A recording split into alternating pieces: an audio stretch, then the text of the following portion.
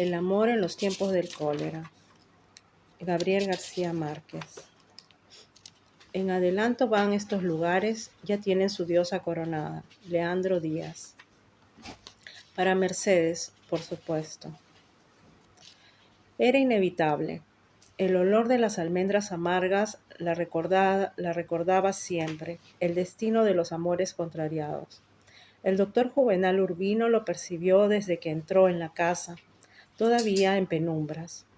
¿A dónde había acudido de urgencia a ocuparse de un caso que para él había dejado de ser urgente desde hacía muchos años? El refugiado antillano Jeremía de Saint-Amour, inválido de guerra, fotógrafo de niños y su adversario de ajedrez, más compasivo, se había puesto a salvo de los tormentos de la memoria con un saumerio de cianuro de oro. Encontró el cadáver cubierto con una manta en el catre de campaña donde había dormido siempre, cerca de un taburete, con la cubeta que había servido para vaporizar el veneno. En el suelo, amarrado de la pata del catre, estaba el cuerpo tendido de un gran danés negro de pecho nevado, y junto a él estaban las muletas. El cuarto sofocante y abigarrado, que hacía al mismo tiempo la alcoba y laboratorio, empezaba a iluminarse apenas con el resplandor del amanecer en la ventana abierta. Pero era luz bastante para reconocer de inmediato la autoridad de la muerte. Las otras ventanas, así como cualquier resquicio de la habitación, estaban amordazadas con trapos o selladas con cartones negros, y eso aumentaba su densidad opresiva. Había un mesón atiborrado de frascos y pomos sin rótulo, y 2 cubetas de peltre descascarado bajo un foco ordinario cubierto de papel rojo. La tercera cubeta, la del líquido fijador, era la que estaba junto al cadáver. Habían revistas y periódicos, viejos por todas partes, pilas de negativos en placas de vidrio, muebles rotos, pero todo estaba preservado del polvo por una mano diligente. Aunque el aire de la ventana había purificado el ámbito, aún quedaba para quien supiera identificarlo el resocoldo tibio de los amores sin ventura de las almendras amargas. El doctor Juvenal Urbino había pensado más de una vez, sin ánimo premonitorio, que aquel no era un lugar propicio para morir en gracia de Dios, pero con el tiempo terminó por suponer que su desorden obedecía tal vez a una determinación cifrada de la divina providencia. Un comisario de policía se había adelantado con un estudiante de medicina, muy joven, que hacía su práctica forense en el dispensario municipal, y eran ellos quienes habían ventilado la habitación y cubierto el cadáver mientras llegaba el doctor Urbino. Ambos lo saludaron, con una solemnidad que esa vez tenía más de condolencia que de veneración, pues nadie ignoraba el grado de su amistad con Jeremía de Saint-Amour. El maestro eminente estrechó la mano de ambos, como lo haría desde siempre con cada uno de sus alumnos antes de empezar la clase diaria de clínica general, y luego agarró el borde de la manta con las yemas del índice y el pulgar, como si fuera una flor, y descubrió el cadáver palmo a palmo con una parsimonia sacramental. Estaba desnudo por completo, tieso y torcido, con los ojos abiertos y el cuerpo azul, y como 50 años más viejo de la noche anterior. Tenía las pupilas diáfanas, la barba y los cabellos amarillentos, y el vientre atravesado por una cicatriz antigua cosida con nudos de enfardelar. Su torso y sus brazos tenían una envergadura de galeote por el trabajo de las muletas, pero sus piernas inermes parecían de huérfano. El doctor Juvenal Urbino lo contempló un instante, con el corazón adolorido, como muy pocas veces en los largos años de su contienda estéril contra la muerte. «Pendejo», le dijo. Ya lo peor había pasado. Volvió a cubrirlo con la manta y recobró su prestancia académica. En el año anterior había celebrado los 80 con un jubileo oficial de 3 días, y en el discurso de agradecimiento se resistió una vez más a la tentación de retirarse. Había dicho: «Ya me sobrará tiempo para descansar cuando me muera, pero esta eventualidad no está todavía en mis proyectos. Aunque oía cada vez menos con el oído derecho y se apoyaba en un bastón con empuñadura de plata para disimular la incertidumbre de sus pasos, seguía llevando con la compostura de sus años mozos el vestido entero de lino con el chaleco atravesado por la leontina de oro, la barba de pasteur, color de nácar, y el cabello del mismo color, muy bien aplanchado y con la raya neta en el centro, eran expresiones fieles de su carácter. La erosión de la memoria, cada vez más inquietante, la compensaba hasta donde le era posible con notas escritas deprisa en papelitos sueltos, que terminaban por confundirse en todos sus bolsillos, al igual que los instrumentos, los frascos de medicina y otras tantas cosas revueltas en el maletín antiborrado. No solo era el médico más antiguo y esclarecido de la ciudad, sino el hombre más atildado. Sin embargo, su sapiencia demasiado ostensible y el modo nada ingenuo de manejar el poder de su nombre le habían valido menos afectos de los que merecía. Las instrucciones al comisario y al practicante fueron precisas y rápidas. No había que hacer autopsia. El olor de la casa bastaba para determinar que la causa de la muerte había sido las emanaciones del cianuro activado en la cubeta por algún ácido de fotografía.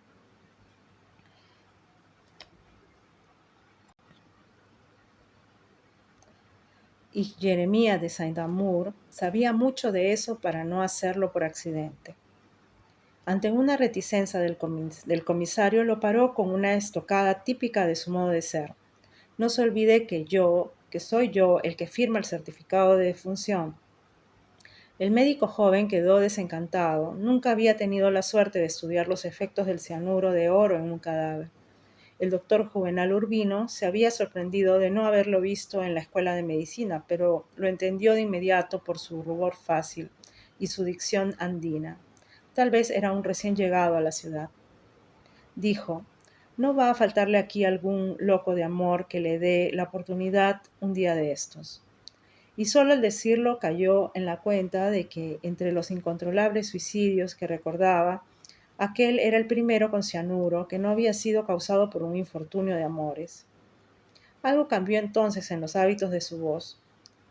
Cuando lo encuentre, fíjese bien, le dijo al practicante, suelen tener arena en el corazón. Luego habló con el comisario como lo hubiera hecho con su subalterno.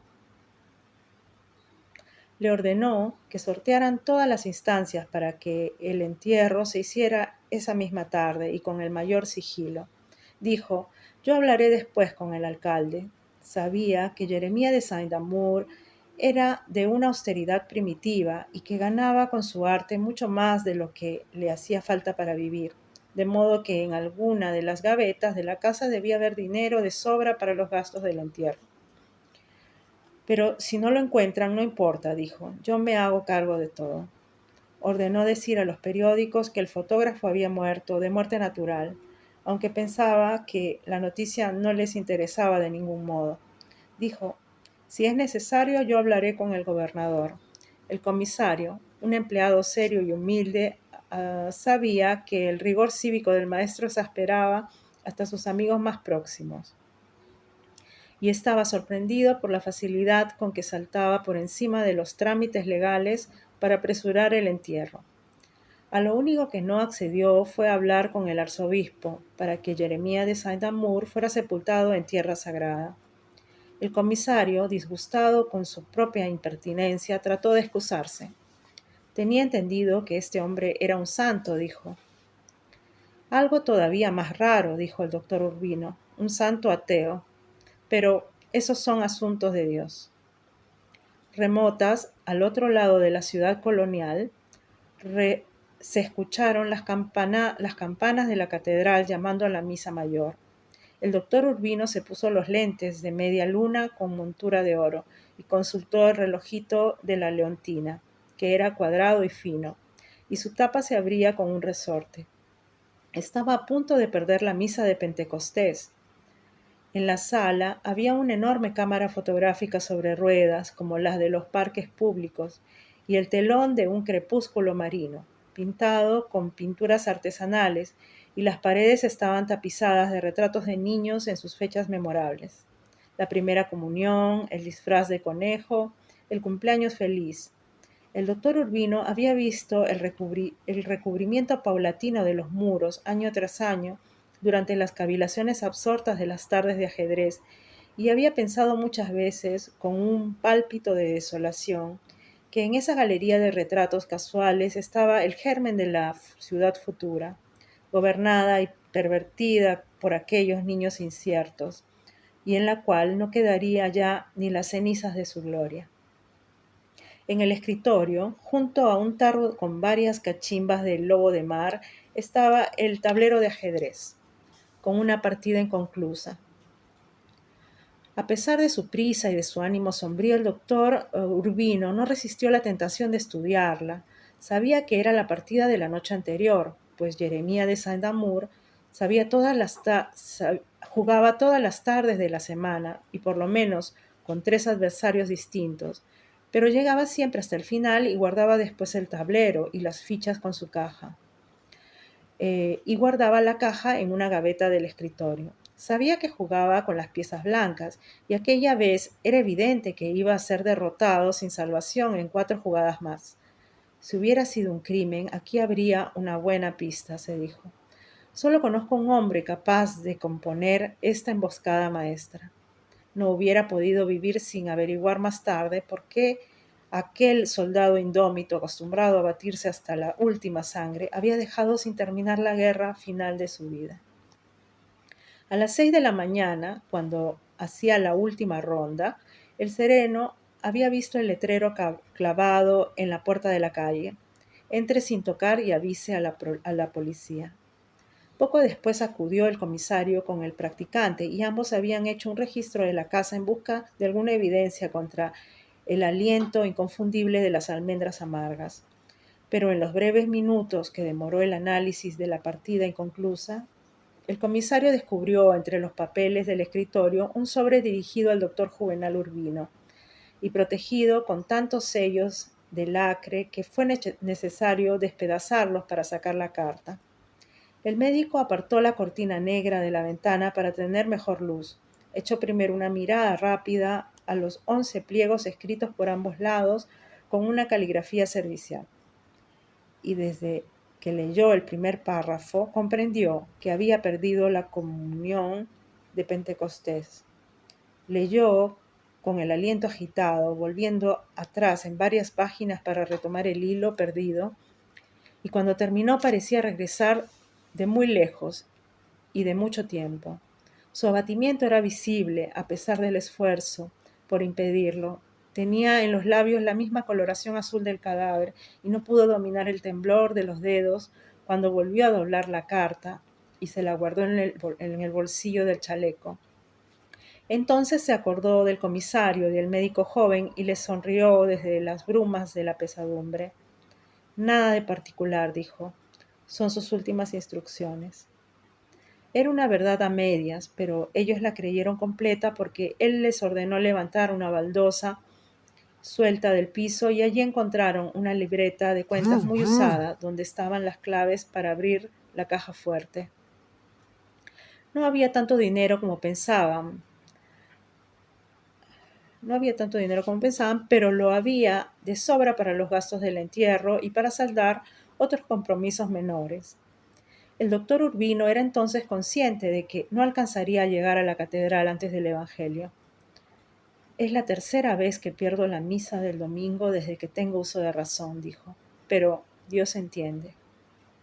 Así que prefirió demorarse unos minutos más para dejar todos los pormenores resueltos, aunque apenas no podía soportar la ansiedad de compartir con su esposa las confidencias de la carta. Se comprometió a avisar a los numerosos refugiados del Caribe que vivían en la ciudad por si querían rendir los últimos honores a quien se habría comportado como el más respetable de todos, el más activo y radical, aun después de que fue demasiado evidente que había sucumbido a la rémora del desencanto. También avisaría a sus compinches de ajedrez, entre los cuales había desde profesionales insignes hasta menestrales sin nombre, y a otros amigos menos asiduos, pero que tal vez quisieran asistir al entierro. Antes de conocer la carta póstuma había resuelto ser el primero, pero después de leerla no estaba seguro de nada. De todos modos, iba a mandar una corona de gardenias, por si acaso Jeremía de Saint-Amour había tenido un último minuto de arrepentimiento. El entierro sería a las 5, que era la hora propicia en los meses de más calor. Si lo necesitaban, estaría desde las 12 en la casa de campo del doctor Lácides Olivella, su discípulo amado, que aquel día celebraba con un almuerzo de gala las bodas de plata profesionales. El doctor Juvenal Urbino tenía una rutina fácil de seguir, desde que quedaron atrás los años tormentosos de las primeras armas, y logró una respetabilidad y un prestigio que no tenían igual en la provincia. Se levantaba con los primeros gallos y a esa hora empezaba a tomar sus medicinas secretas: bromuro de potasio para levantarse el ánimo, salicilatos para los dolores de los huesos en tiempos de lluvias, gotas de cornezuelo de centeno para los vaídos, belladona para el buen dormir. Tomaba algo a cada hora, siempre a escondidas, porque en su larga vida de médico y maestro fue siempre contrario a recetas paliativos para la vejez. Le era más fácil soportar los dolores ajenos que los propios. En el bolsillo llevaba siempre una almohadilla de alcanfor que aspiraba a fondo cuando nadie lo estaba viendo, para quitarse el miedo de tantas medicinas revueltas. Permanecía una hora en su estudio preparando la clase de clínica general que dictó en la Escuela de Medicina todos los días, de lunes a sábado, a las 8 en punto, hasta la víspera de su muerte. Era también un lector atento de las novedades literarias que le mandaban por correo, su librero de París, o las que le encargaba de Barcelona su librero local. Aunque no seguía la literatura de lengua castellana con tanta atención como la francesa, en todo caso nunca las leía por la mañana, sino después de la siesta, durante una hora, y por la noche antes de dormir. Terminando el estudio, hacía 15 minutos de ejercicio respiratorio en el baño, frente a la ventana abierta, respirando siempre hacia el lado por donde cantaban los gallos, que era donde estaba el aire nuevo. Luego se bañaba, se arreglaba la barba y se engomaba el bigote en un ámbito saturado de agua de colonia de la legítima de Farina Gegenüber, y se vestía de lino blanco con chaleco y sombrero flexible y botines de cordobán. A los 81 años conservaba los modales fáciles y el espíritu festivo de cuando volvió de París, poco después de la epidemia grande del cólera morbo, y el cabello bien peinado con la raya en el medio seguía siendo igual al de la juventud, salvo por el color metálico. Desayunaba en familia, pero con un régimen personal, una infusión de flores de ajenjo mayor para el bienestar del estómago y una cabeza de ajos cuyos dientes pelaba y se comía uno por uno, masticándolos a conciencia con una hogaza de pan para prevenir los ahogos del corazón. Raras veces no tenía, después de la clase, un compromiso relacionado con sus iniciativas cívicas, o con sus milicias católicas, o con sus invenciones artísticas y sociales. Almorzaba casi siempre en su casa, hacía una siesta de 10 minutos sentado en la terraza del patio, oyendo en sueños las canciones de la sirvienta, bajando la fronda de los mangos, oyendo los pregones de la calle, el fragor de aceites y motores de la bahía, cuyos efluvios aleteaban por el ámbito de las casas en las tardes de calor como un ángel condenado a la podredumbre.